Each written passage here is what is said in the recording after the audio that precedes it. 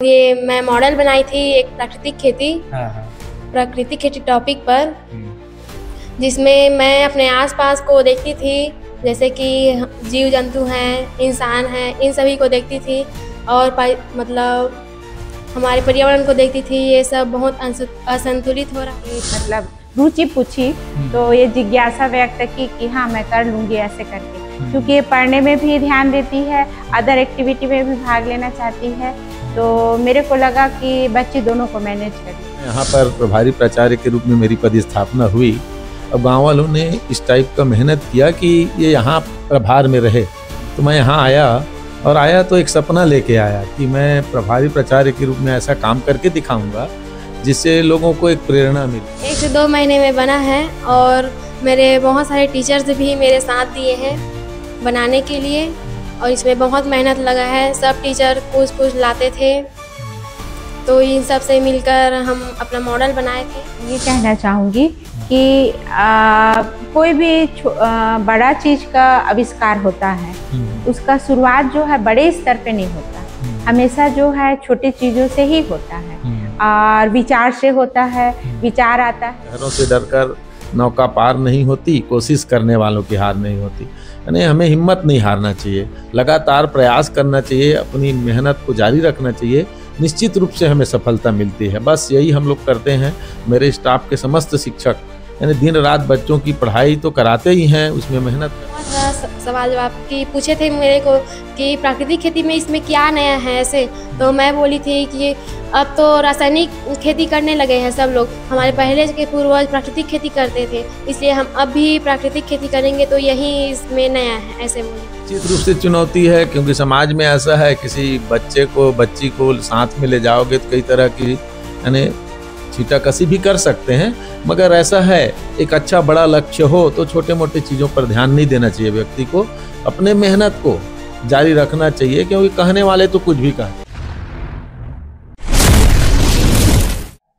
नमस्कार, जय जोहार, जय छत्तीसगढ़। मैं अभिषेक वर्मा, देखा था आप गुरुजी टीवी। और 9 जून से एक प्रतियोगिता चलत रही है पूरा छत्तीसगढ़ में, मॉडल प्रदर्शनी प्रतियोगिता चलत रही है, जिनमें सब्बो जिला में छात्र मन भाग ले रही से। अलग अलग जिला में अलग अलग छात्रा मन अलग अलग प्रदर्शनी बना रही से। वैसने हमारे कबीरधाम जिला में कवर्धा जिला के बोल्ला ब्लॉक के ग्राम सारंगपुर में भी ये छात्रा जिन है पार्टिसिपेट कर रही से, वहाँ भाग ले रही से। अलग अलग स्तर में जिन है एक चयन हुई से, और चयन होने के बाद आज नेशनल लेवल तक पहुँच गए। नेशनल लेवल तक पहुँचे के संघर्ष के कहानी का रही सो, पीछे के कहानी सब ला जानबो। साथ ही साथ आप ला एक चीज़ और बता दूँ, ये सारंगपुर स्कूल जिन है वह कोई ना कोई चीज़ में लगातार जिन है सामने आती थी। जैसे कि एक रीना मीरज करके जिन छात्र है, जिन लड़की है, वह हमारे देश के लिए बांग्लादेश में जाके प्रतिनिधित्व कर रही से। खेल में पार्टिसिपेट करी से, तब जाके वहाँ प्रतिनिधित्व कर रही से। वैसने आज हमारे साथ जिन है अंजलि अनंत हवा, एक से हम चर्चा करबो, गोड़ बात करबो कि कैसे रही से काबर की पढ़ाई के साथ साथ अदर एक्टिविटी में भी ध्यान देना बहुत बड़ी बात है। और जेकर पास जिन है मेहनत है, लगन है और भरोसा है, वही सबसे ज़्यादा जिन है आगे जाते, और आगे जाए से बोला दुनिया में कोई नहीं रोक सके। तो हमारे साथ ये मौजूद हवा। साथ ही साथ जिन टीचर जिन सहभागिता निभा रही से, वो टीचर भी साथ में मौजूद हवा।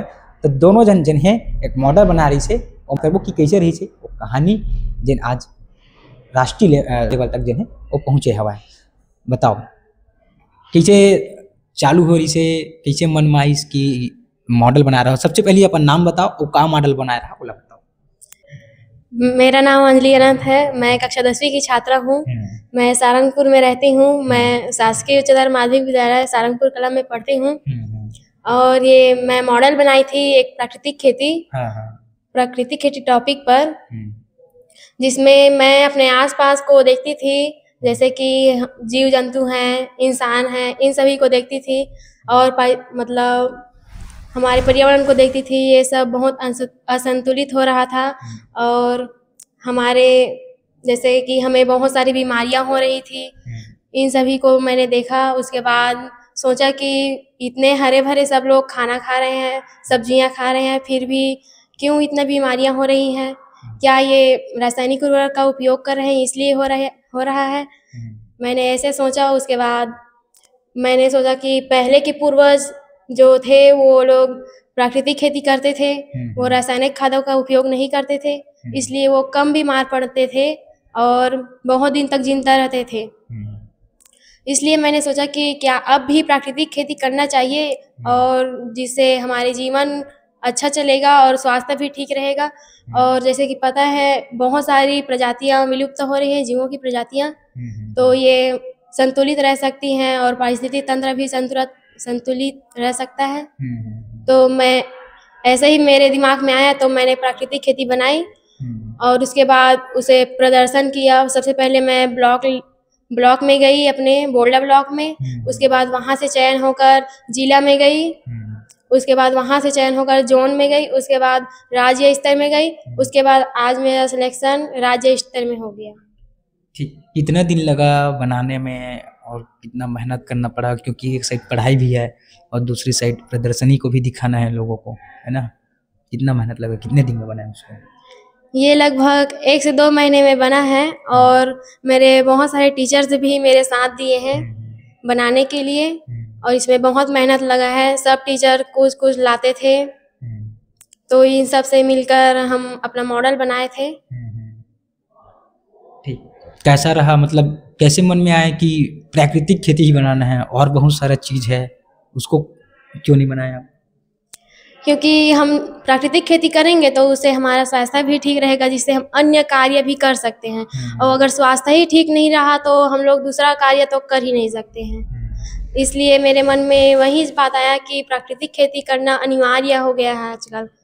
कई प्रकार की बीमारियां हो रही हैं, जैसे मस्तिष्क की बीमारी और कैंसर रोग, ऐसे इत्यादि बीमारियां आ रही हैं। इसी को देखते हुए मैंने सोचा कि प्राकृतिक खेती करना ठीक रहेगा, जिससे सब बीमारियां दूर हो सकती है और खेतों में भी उत्पादन अच्छा होगा और उनमें जहरीले कीटनाशक का उपयोग नहीं करेंगे तो हमारा मिट्टी भी है वो उसका कटाव भी बढ़ेगा और उत्पादन क्षमता भी बढ़ेगा।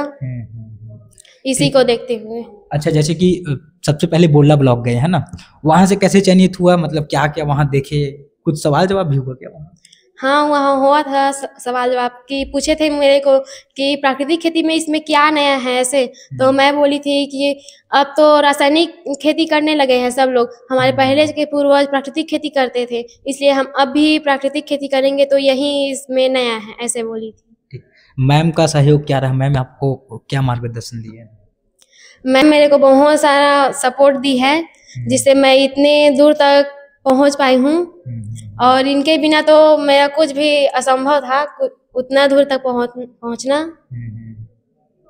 ठीक, मैम आपसे सवाल करना चाहूँगा कि अब गांव की बेटी है, एक साइड पढ़ाई, दूसरे साइड प्रदर्शनी, है ना, और लगभग 1 से 2 महीना लगा बोल रहे हैं, तो उस दौर में क्या था और क्या कुछ रहा, कितना मेहनत लगा, क्योंकि पढ़ाई और मॉडल का प्रदर्शनी बनाना दोनों एक साथ कितना कठिन था?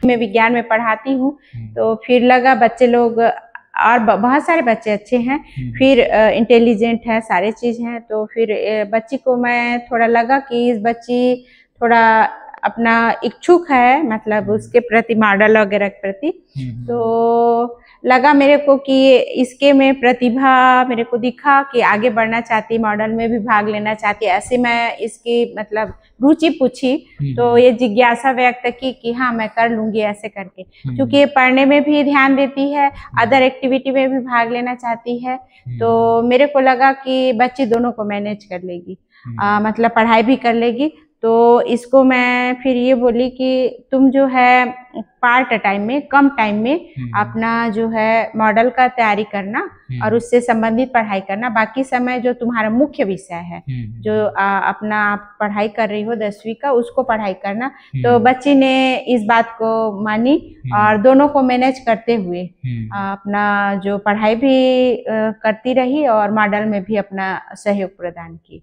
और अन्य हमारे जितने विज्ञान के शिक्षक हैं और हमारे सभी शिक्षक मिलकर हम लोग मतलब इनको राय देते थे कि हाँ इस प्रकार से आप कर लो, सहयोग प्रदान किए हमारे सभी sir, Patre sir, Bhaskar sir Kurre sir और हमारे प्राचार्य सर भी बोले कि आप लोग मतलब बच्ची को आगे बढ़ाने के लिए जो भी लगता है, जैसे भी लगता है मैं तैयार हूँ। उनको खर्च भी सर हमको सपोर्ट किए, तो सबका सहयोग रहा। कुछ बच्चे इसमें उन लोग दूसरे क्लास के बच्चे लोग भी सहयोग प्रदान करने के लिए तैयार हुए, सहयोग प्रदान किए। इस प्रकार से सबका मिला जुला जो मॉडल भी तैयार हुआ और सबका अपना सहयोग रहा विद्यालय परिवार का।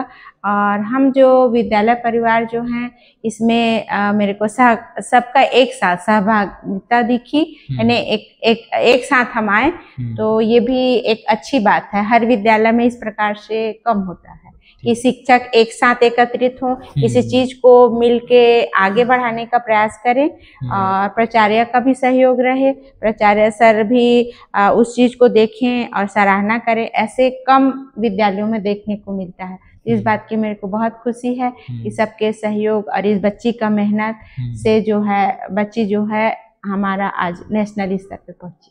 ठीक मैम, साथ में आप जाते थे, जैसे ब्लॉक स्तरीय हुआ, जिला स्तरीय हुआ, जोन स्तरीय, सब जगह आप साथ में गए हैं, है ना? वहाँ का माहौल कैसा था? क्योंकि वहाँ क्वेश्चन भी होता था क्यूज टाइप का। हाँ।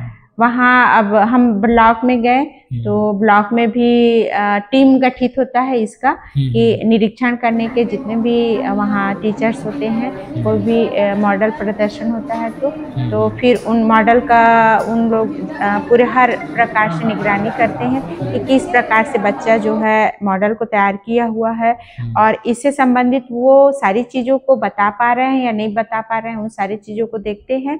और वहाँ पर सभी लोग अपने जैसे भी स्थिति है उसके हिसाब से बना के आए हैं, लाए हैं। बहुत बच्चे अच्छा बना के लाए रहते हैं। फिर वहाँ पर सभी में नंबर रहता है, आपका मॉडल किस प्रकार से बना, आपने प्रेजेंट किस प्रकार से किया है, क्या आपका टॉपिक है। जो हमको टॉपिक मिलता है कि आपको विधा मिलता है, 6-7 विधा मिला था जिसमें से आप चयन कर सकते हो, तो उस विधा में देखते हैं कि इस विधा के अंतर्गत है कि नहीं। क्रॉस क्वेश्चन में बच्चे जो हैं आगे जवाब दे पाते हैं और अपना मॉडल का प्रदर्शन मतलब उसके बारे में अच्छे से बता पाते हैं, तो अगले स्तर के लिए वो जो है प्रतिभागी जो है चयनित हो जाता है। तो इस प्रकार से वही स्टेप जो है जिला स्तर पे हुआ, वही स्टेप फिर अगला जिला में से जोन में हुआ, जोन से फिर राज्य में हुआ और राज्य में आप अभी जो है नेशनल के लिए हो गया है। ठीक, आप इसको घर में ही बनाते थे कि स्कूल में बनाते थे और कितना टाइम तक बनाते थे, कितना समय लगा आपका? मैं इसे स्कूल में ही बनाती थी और सबसे मिलजुल कर मेरे जो सीनियर हैं, बड़े क्लास के हैं और छोटे क्लास के हैं, इन सभी से मिलकर और टीचरों से मिलकर इन सभी से मिलकर बनाती थी और अपना पढ़ाई भी करती थी। समय मिल जाता था तो मैं अपनी मॉडल के प्रति ध्यान देती थी और उसे बनाती थी, उसके बारे में पढ़ती थी। स्कूल में ही छात्र लोग सोचते हैं, छात्र छात्राएं सोचते हैं कि मॉडल बनाएंगे तो क्या होगा, कुछ नहीं होगा, इससे क्या होगा, टाइम वेस्ट बस होगा। उनको क्या बोलना चाहेंगे, क्योंकि आप सीधा राज्य लेवल में पहुंच गए हैं? मैं उन सब के लिए ये बोलना चाहूँगी क्योंकि हमें किसी भी चीज़ के लिए पीछे नहीं हटना चाहिए, हमेशा आगे रहना चाहिए, क्योंकि हम जो कहते हैं वो कर लेते हैं और हम अगर यह सोचेंगे कि हम यह नहीं कर सकेंगे तो उसे करना नामुमकिन हो जाता है।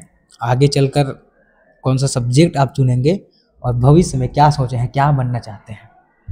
मैं 10वीं के बाद बायो लूँगी, उसके बाद बायोलॉजी लूँगी, उसके बाद मैं डॉक्टर बनना चाहती हूँ क्योंकि मैं डॉक्टर बनकर सभी की रक्षा करूँगी और कई बीमारियां हैं उसे ख़त्म करूँगी। तो देखिए किस प्रकार से जो है गांव से ब्लॉक, ब्लॉक से जिला, जिला से जोन और जोन से सीधा राज्य स्तर तक का ये सफ़र है। और ये सफ़र ऐसे ही नहीं बल्कि ये सफ़र जो है वो मेहनत और लगन और भरोसे की है, क्योंकि जब मेहनत करोगे और लगन लगा के करोगे तो मेहनत बिल्कुल जो है वो फल देता है, और भरोसा रहेगा तो भरोसा वो उम्मीद जो है वो जाकर जैसे आज राज्य स्तरीय तक पहुंचा है वो वैसे ही पहुंचता है। साथ ही हम यहाँ के प्राचार्य से भी चर्चा करेंगे कि कैसे जो है यहाँ तक का सफ़र रहा, आपका कितना सहयोग रहा, क्योंकि राज्य स्तर तक जाना ये बहुत बड़ी बात है। और कक्षा 10वीं की छात्र, क्योंकि 10वीं एक बोर्ड क्लास है, बोर्ड के साथ साथ पढ़ाई के साथ साथ जो है प्रदर्शनी, ये सब जो है अदर एक्टिविटी में भी ध्यान देना, मतलब ये बहुत बड़ी अपने में बात है। प्राचार्य से हम चर्चा करेंगे क्या है। सर हमारे साथ हैं सीपी चंद्रवंशी सर हैं, जिसको राज्य स्तरीय में पुरस्कृत किया गया है।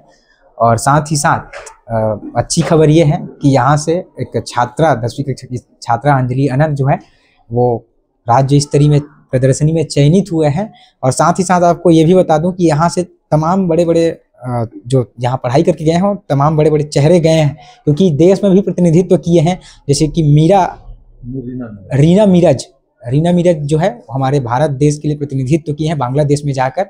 मतलब इस स्कूल से ऐसा कोई साल नहीं होगा जिस साल छात्र छात्रा यहाँ जाकर कोई मतलब स्कूल का नाम रोशन नहीं किया, ऐसा कोई वर्ष नहीं होगा। बाकी आगे की चर्चा सर से करेंगे। आप वैसे तो शुरू में मेरा ये लक्ष्य था कि जैसे ही मैं यहाँ पर प्रभारी प्राचार्य के रूप में मेरी पदस्थापना हुई, अब गांव वालों ने इस टाइप का मेहनत किया कि ये यहाँ प्रभार में रहे, तो मैं यहाँ आया तो एक सपना लेके आया कि मैं प्रभारी प्राचार्य के रूप में ऐसा काम करके दिखाऊंगा जिससे लोगों को एक प्रेरणा मिले कि एक प्राचार्य अच्छा कर सकते हैं। तो मैंने भरपूर प्रयास किया और उस प्रयास में मैं लगातार जब से आया हूँ 2008 से आज तक लगातार उसमें सफल भी हो रहा हूँ। इस विद्यालय का परीक्षा परिणाम तो बेहतर रहता ही है, साथ में विभिन्न विधाओं में जैसे कि खेल में हमारी बच्ची जो है अंतर्राष्ट्रीय स्तर पे टारगेट बाल प्रतियोगिता में प्रदर्शन की, उसमें पुरस्कार जीती, रजत पदक जीती। स्कूल स्तर पे जैसे लें तो छत्तीसगढ़ माध्यमिक शिक्षा मंडल में 12वीं में हमारा बच्चा जो है 8वें स्थान पर मेरिट में आया। इस साल तो स्वयं मेरे लिए बड़े गौरव का क्षण है कि मुझे इस साल मुख्यमंत्री शिक्षा श्री का पुरस्कार मिला है और अगले साल के लिए मेरा नाम जो है राज्यपाल पुरस्कार के लिए अभी उद्घोषित हो गया है, घोषणा में आ गया है। तो इस टाइप का बड़ा बड़ा उपलब्धि है। और अभी हाल में अंजलि अनंत ने बहुत बड़ा काम किया है, ब्लॉक से फिर जिला, जोन, फिर राज्य स्तर में भी प्रदर्शन करके भी नेशनल के लिए उनका चयन हुआ है। तो इस प्रकार से बड़ा उपलब्धि इस साल हमने हासिल किया है। कैसे देखते हैं सर, क्योंकि लगातार हर वर्ष बच्चे कुछ न कुछ गतिविधि में निकल रहे हैं, ये आपके लिए भी गौरव का विषय है, स्कूल के लिए भी है, गांव के लिए भी है, जिला के लिए भी है, पूरा क्षेत्र के लिए है। इस पर आपका क्या विचार है? मैं तो यही कहना चाहूँगा कि अगर हम ठान लें कि हमें बड़ा लक्ष्य हासिल करना है तो उसमें कोई असंभव बात नहीं है, प्रयास लगातार करना पड़ता है, क्योंकि कहा गया है कि लहरों से डरकर नौका पार नहीं होती, कोशिश करने वालों की हार नहीं होती। यानी हमें हिम्मत नहीं हारना चाहिए, लगातार प्रयास करना चाहिए, अपनी मेहनत को जारी रखना चाहिए, निश्चित रूप से हमें सफलता मिलती है। बस यही हम लोग करते हैं। मेरे स्टाफ के समस्त शिक्षक यानी दिन रात बच्चों की पढ़ाई तो कराते ही हैं, उसमें मेहनत करते हैं, साथ में अन्य विधाओं में भी बहुत बढ़िया यानी कार्य करते हैं। सर कवर्धा जिला में देखिए, यदि ऐसा स्कूल बुल्ला ब्लॉक में है, सारंगपुर उच्चतर माध्यमिक विद्यालय, ऐसा कोई मतलब गतिविधि नहीं होगा जिसमें पार्टिसिपेट नहीं, हर गतिविधि में पार्टिसिपेट करते हैं। साथ ही साथ परीक्षा परिणाम आता है उसमें भी 100% उत्तीर्ण रहते हैं। इस पर क्या कहेंगे? इसमें हम लोगों का सामूहिक प्रयास है, सभी शिक्षक यानी अच्छा भीड़ करके मेहनत करते हैं, खूब मेहनत करते हैं। जो कमजोर बच्चे हैं उसके लिए एक नवाचार कई प्रकार का अपनाते हैं ताकि सब बच्चे पास हो जाएं। तो उसी का प्रतिफल है कि जो कमजोर बच्चे हैं वो पास हो जाते हैं, और जो पास होने लायक बच्चा है फर्स्ट क्लास में पहुंच जाते हैं, और जो 90% तक के जो बच्चे रहते हैं वो मेरिट में आने लायक हो जाते हैं। हमारा लक्ष्य यही रहता है। इस साल भी हमारा लक्ष्य है कि हम टॉप 10 में स्थान बनाएं। इसके लिए मैं स्वयं एक बच्ची को रविवार को हमारे ABO सर जो हैं राजपूत सर एक क्लास चला रहे हैं 90+ वालों के लिए, तो उसमें मैं स्वयं 40 किलोमीटर तक का सफ़र रविवार को तय करता हूं। उस बच्ची को क्लास में लाता हूं और वापस उनके घर तक पहुंचाता हूं। तो इस टाइप का केवल ये मेरा ही अकेले का योगदान नहीं है, हमारे शिक्षक लोग इस प्रकार का योगदान देते रहते हैं विद्यालय के लिए। उसका प्रतिफल है कि हम अच्छा कर पा रहे हैं। ठीक, ऐसा अक्सर देखा जाता है सर कि एक शिक्षक के पीछे यदि उस छात्रा का हाथ हो जाए तो बिल्कुल वो सफलता तक पहुंचती है जो सोचे रहते हैं शिक्षक को। और लगातार आप 40 किलोमीटर की एक कहे जाए तो संघर्ष है, आपके लिए भी एक चुनौती है और उस बच्चे के लिए भी चुनौती, क्योंकि लगातार आप ला रहे हैं, ले जा रहे हैं। निश्चित रूप से चुनौती है, क्योंकि समाज में ऐसा है किसी बच्चे को बच्ची को साथ में ले जाओगे तो कई तरह की यानी छींटाकशी भी कर सकते हैं, मगर ऐसा है एक अच्छा बड़ा लक्ष्य हो तो छोटे मोटे चीज़ों पर ध्यान नहीं देना चाहिए। व्यक्ति को अपने मेहनत को जारी रखना चाहिए, क्योंकि कहने वाले तो कुछ भी कहते हैं।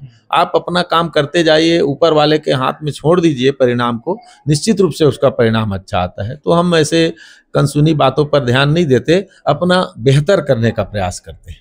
एक लास्ट सवाल सर, जैसे कि प्रदर्शनी में अभी राज्य लेवल तक पहुंच गए हैं, नेशनल लेवल तक, है ना? तो सर इसमें आप लोगों का कितना मेहनत था और बच्चा का कितना मेहनत था? क्योंकि गांव से सीधा ब्लॉक से जिला से जोन से अब सीधा राज्य लेवल तक, और वहाँ कई बच्चे ऐसे भी सोचते हैं कि इससे क्या होगा, टाइम वेस्ट बस होगा, कुछ नहीं होगा, ऐसे उनके लिए आपका क्या संदेश है और आप इसमें क्या कहना चाहेंगे? हम लोग तो यही कहना चाहेंगे कि कोई भी कार्य यदि करना चाहते हो तो पहले से हिम्मत मत हारो, क्योंकि मैं तो ये मान के चलता हूँ कि दुनिया में कोई भी कार्य असंभव नहीं है, संभव है ऐसा मान करके हमें कार्य करना चाहिए और उस कार्य के प्रति भिड़ जाना चाहिए। अभी अंजलि अनंत का जो मॉडल सेलेक्ट हुआ है, इसमें अंजलि अनंत का तो योगदान है ही, भरपूर योगदान, लेकिन हमारे शिक्षकों ने जो किया उसके लिए, यानी कहीं पर भी कोई कमी नहीं छोड़ा। और मैडम यहाँ तक की जो तैयारी करवा रही थी, साथ में जो थी सहयोगी शिक्षिका के रूप में, वो तो काफ़ी मेहनत कर रही थी। तो मुझको लग रहा था कि हम निश्चित रूप से आगे बढ़ेंगे, और फिर उसका परिणाम यही हुआ कि हमारा सेलेक्ट जो राज्य स्तर पर भी आज सेलेक्ट हो गया नेशनल के लिए। तो इस प्रकार का अचीवमेंट हमें मिला है, मैं बहुत खुश हूँ और लोगों को ये कहना चाहता हूँ कि कभी भी हिम्मत ना हारें, अपने आत्मविश्वास कभी न खोएं और भरपूर प्रयास करें। ठीक, देखिए ये सारंगपुर स्कूल का है और सारंगपुर स्कूल में लगातार हर वर्ष कोई ना कोई ऐसा गतिविधि है जिसमें से छात्र छात्राएं कुछ न कुछ चीज़ों को लेकर जो है स्कूल का नाम रोशन करते हैं, गांव का नाम रोशन करते हैं, टीचरों का नाम रोशन करते हैं, अपने माँ बाप का नाम रोशन करते हैं।